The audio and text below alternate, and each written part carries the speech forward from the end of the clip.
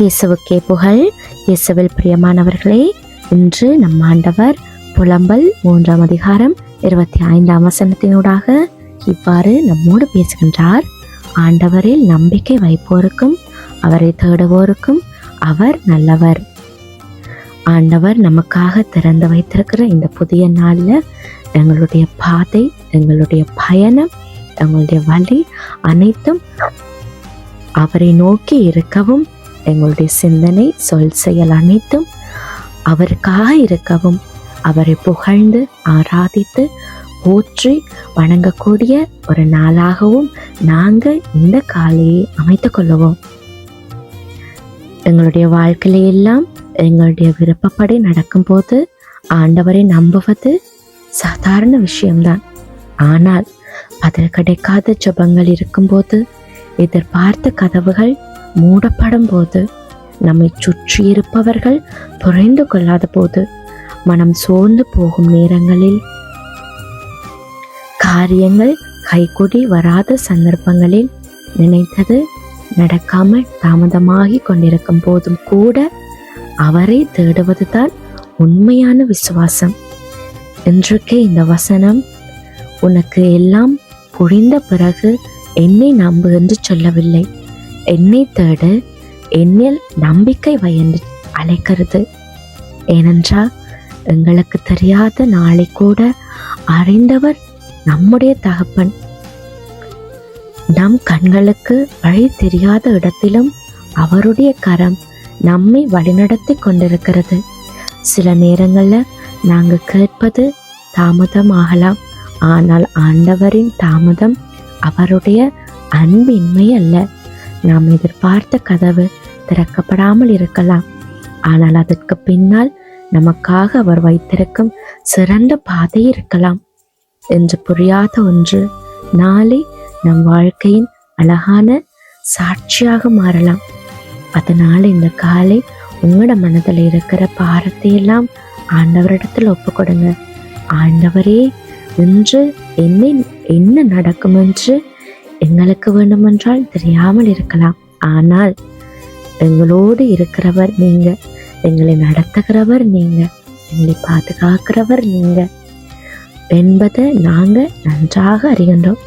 எங்களுடைய வழியை நாங்கள் அறியாவிட்டாலும் எங்களை நடத்துகிறவர் நல்லவர், நீங்க எங்களுடைய பாதையை அறிந்திருக்கிறீங்க என்றதை நாங்கள் முழு மனதோடு நம்புகிறோம் என்று நீங்க ஆண்டவரை நோக்கி சொல்லுங்க. எங்களுடைய சூழ்நிலை மாறுவதற்கு முன்பே எங்களுடைய மனநிலை மாறட்டும். கவலைகளுக்கு பதிலாக நம்பிக்கையும், பயத்திற்கு பதிலாக விசுவாசமும், குழப்பத்திற்கு பதிலாக சமாதானமும் எங்களுடைய உள்ளத்துல நிறைவாக நிறையட்டும். இன்றைக்கு ஒரு விஷயத்தை மட்டும் நாங்கள் நினைவில் கொள்ளுவோம். எல்லாம் நன்றாக இருந்தால் ஆண்டவர் நல்லவர் அல்ல, எல்லாம் நன்றாக இல்லாத போதும் அவர் நல்லவராகவே இருக்கிறார் என்று இந்த வார்த்தை எங்களுக்குள் ஆழமாக பதியமாக இருந்தால் நாங்கள் இதை குறிச்சும் கவலைப்பட மாட்டோம், இதை குறிச்சும் வேதனை அடைய மாட்டோம். அவரை தேடும் இதயத்தை அவர் ஒருபோதும் புறக்கணித்தது கிடையாது. கண்ணீரோடு அவரை தேடிய காலைகள் வீணாய் போகாது, அமைதியாக காத்திருக்கும் நாட்களும் வீணாய் போகாது. சரியான நேரத்தில் சரியான வழியில் அவர் நமது கண்களுக்கு முன்பாக ஒரு மிகப்பெரிய ஆசீர்வாதத்தை உண்டு பண்ணுவார். அவர் தமது நன்மையை எங்களுக்கு முன்பாக வெளிப்படுத்துவார். அதனால நாங்கள் எந்த காரணத்தை கொண்டும் தைரியத்தை மட்டும் இழந்து போகக்கூடாது. அவரில் முழுமையாக நம்பிக்கை வைப்போரும் அவரை தேடுவோருக்கும் ஆண்டவர் நல்லவராக இருக்கிறார். அதனால நீங்க எந்த காரியமா இருந்தாலும் சரி, உங்களோட வாழ்க்கையில அடுத்தடி எடுத்து வைக்க போறீங்களா, ஆண்டவர்ல நம்பிக்கை கொள்ளுங்க, அவரை தேடுங்க. மனுஷர்களை ஒருபோதும் தேடாதீங்க, ஏனென்னா அவங்களால உங்களுக்கு நன்மை நடக்கும்ன்றது 100க்கு வெறும் 1% மட்டும்தான் உண்மை. ஆனால் ஆண்டவரை நீங்க நம்பி தேடுவீங்களா இருந்தா நிச்சயமாக அவர் உங்களோடு இருந்து உங்களுக்கு ஏற்றதை செய்வார், உங்களை பாதுகாப்பாக வழி நடத்துவார். உங்களுடைய காரியங்கள் அனைத்தையும் அவர் வாய்க்க பண்ணுவார்.